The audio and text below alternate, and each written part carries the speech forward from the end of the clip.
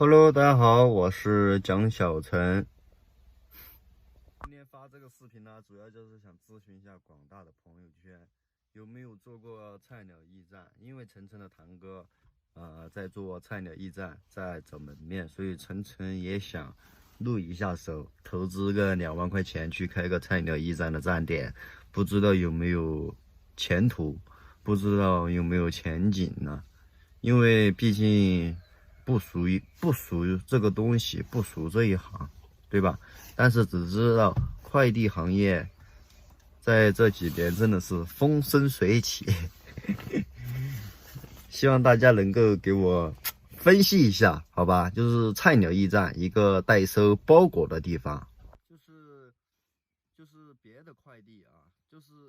在一个小区，比如说我们在一个小区的话啊，你在那里开个菜鸟驿站，快递呢就会送到你那里，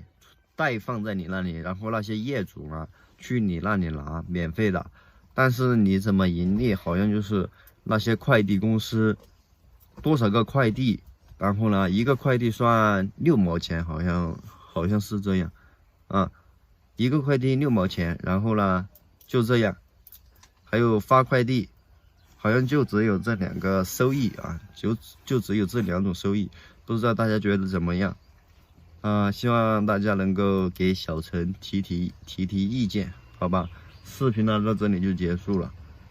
希望大家能够提意见，感谢大家啊，我们下个视频再见，拜拜。